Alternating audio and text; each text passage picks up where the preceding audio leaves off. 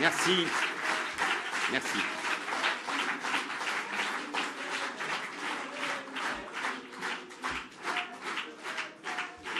Merci, merci, merci. Mes chers compatriotes, avec ce second tour, la primaire de la gauche s'achève. Les Français se sont exprimés, plus nombreux qu'au premier tour, mais pas assez pour inverser le cours des choses, si cela était possible. Benoît Hamon l'a emporté, nettement, et je tiens chaleureusement à le féliciter. Je l'ai appelé il y a un instant, et nous nous retrouverons dans un instant rue de Solferino. J'ai depuis toujours le sens de l'action collective et de la loyauté. Je suis profondément attaché au respect des engagements pris. Benoît Hamon est désormais le candidat de notre famille politique et il lui appartient de mener à bien la belle mission du rassemblement. Je veux lui souhaiter bonne chance pour le combat qui est devant lui. La campagne de la primaire, engagée dans des conditions imprévues, après la décision de François Hollande, a été de qualité. Parfois confuse, elle a offert depuis dimanche dernier des choix clairs. Je veux remercier les électeurs qui se sont déplacés, et ce, quel que soit leur vote. C'est à l'honneur de notre démocratie. Je veux bien sûr remercier tout particulièrement ceux et celles qui m'ont apporté leur suffrage, en métropole, en Outre-mer, où je l'emporte largement, et c'est un motif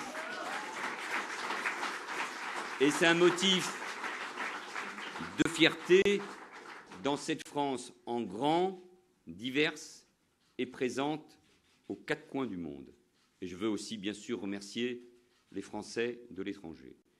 Je veux saluer vraiment, du fond du cœur, tous ceux et toutes celles, élus, militants, sympathisants, volontaires de tout horizon. Et je pense aux plus jeunes, dont pour beaucoup c'était le premier engagement politique. Je veux donc remercier ceux qui n'ont pas compté leur temps, ni ménagé leurs efforts pour défendre une certaine idée de la gauche. Cette gauche qui fait de l'exigence de la vérité la condition de la conquête et de l'exercice du pouvoir, qui fait de l'engagement pour la laïcité et la République un combat central et intransigeant, et qui voit dans la société du travail toujours une perspective d'avenir. Merci. Merci à Didier Guillaume, mon directeur de campagne, solide, amical, chaleureux, loyal, et merci à toute l'équipe de l'Avenue de France et à tous ceux qui se sont mobilisés dans chacun des départements. Merci à tous ceux qui m'ont suivi depuis Argenteuil, Évry, Beauvau, Matignon. Merci à tous ceux qui m'ont rejoint dans cette campagne. Des amitiés et des fidélités se sont à jamais nouées. Les vents contraires ont soufflé, mais vous avez et nous avons ensemble fait face. Et cela, je ne l'oublierai jamais. Les défaites font partie de la vie politique et de la démocratie. N'emportons aucune rancœur. Et ce sentiment m'est en tout point étranger. J'aime trop la vie et l'engagement politique pour que la rancœur, un seul instant, puisse chez moi l'emporter. Et on ne peut rien regretter quand on a porté avec passion ses convictions et ses valeurs, quand on n'a ménagé aucun effort. N'ayez aucun regret et soyez fiers. Fiers de vos valeurs, de vos combats, de votre amour de la gauche et fiers de votre amour et de notre amour infini de la France. Depuis 2012, nous avons fait avancer collectivement tant de choses. La gauche est crédible en matière de sécurité et bien sûr de lutte contre le terrorisme. Elle a su réinventer sa vision de l'entreprise et du contrat social, accorder de nouveaux droits aux salariés. C'est cela le réformisme. C'est cela, ce réformisme que j'ai voulu incarner. Et nous ne l'avons pas collectivement assumé. Et pourtant, nous avons su démontrer que le sérieux budgétaire pouvait coïncider avec des choix déterminés pour la protection et l'avenir, en créant des postes de policiers, de gendarmes ou d'enseignants. Nous avons fait des réformes pour davantage de progrès. CPA, garantie jeune, retraite à 60 ans pour ceux qui avaient commencé à travailler jeunes. Nous avons sauvé le régime des intermittents du spectacle, mis fin au cumul des mandats. Nous avons offert la possibilité aux couples homosexuels de concrétiser leur amour avec le mariage pour tous. Nous avons réussi l'accord climat, la COP21, essentiel pour l'avenir de la planète. Et le président de la République a engagé nos forces au Mali et au Levant. La parole de la France est une conviction profonde et respectée dans le monde. Voilà ce que nous avons fait. Le temps venu, l'histoire replacera notre action à la hauteur de ce qu'elle aura été. Et je vous le dis, nous n'aurons pas à rougir du travail accompli. Et ce, malgré les divisions lourdes de conséquences au sein de notre propre camp et ce vieux procès lancinant en trahison. Nous devrons surtout, et je le dis avec gravité, une dernière fois, nous devrons rester mobilisés et vigilants dans les mois qui viennent, car nous refusons que sur fond de montée des populismes, dans ce monde où l'Amérique s'est donnée à Donald Trump et dont les premières décisions inquiètent à juste titre, nous refusons demain que le visage de Marine Le Pen soit celui de la France. Nous refusons aussi que François Fillon abîme notre modèle social, c'est-à-dire ce qui fait que la France est la France. Bien entendu, je ne vous cache pas non plus mon inquiétude, car les germes de la décomposition politique sont bien là, à gauche comme à droite. Et personne ne doit en sous-estimer les conséquences pour notre démocratie et pour la République. Il faudra être fort, solide, faire preuve de sang-froid. Il faudra rester ensemble, même si un cycle politique s'achève. Mesdames et messieurs, chers compatriotes, le 13 janvier 2015, au lendemain des attentats ensanglantant la France, je prononçais un discours à l'Assemblée nationale, en communion avec tous les Français.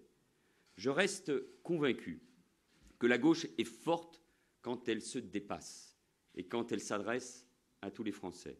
Mais je resterai, quoi qu'il advienne, ce militant infatigable d'une gauche qui, sans aucun sectarisme, sait relever les grands défis de notre temps. La refondation, la renaissance, indispensable de l'Europe. La préparation de l'avenir, la lutte contre les inégalités et la pauvreté, la transition énergétique qui s'impose, la révolution numérique qui change profondément le travail et le rapport entre les citoyens. Une gauche qui embrasse tous les Français, celle qui porte ce que j'ai défendu, oui, une République forte et une France juste. Une page se tourne, aussi pour moi. 5 années s'achèvent. J'ai assumé la protection des Français comme ministre de l'Intérieur, puis les responsabilités du gouvernement de la France. Servir mon pays, quel honneur, quelle fierté. Chaque minute a compté, et je ne l'oublierai jamais. J'ai mené, il le fallait, je continuerai bien sûr, un combat acharné face au racisme, face à l'antisémitisme, ce poison qu'on a sous-estimé et qu'on continue à sous-estimer. C'est mon intransigeance. J'ai mené le combat contre le terrorisme et l'islamisme radical. Je n'oublierai jamais les visages. Je n'oublierai jamais les visages, les paroles des proches des victimes des attentats de 2015 et de 2016. Et que personne ne sous-estime ces menaces qui sont devant nous.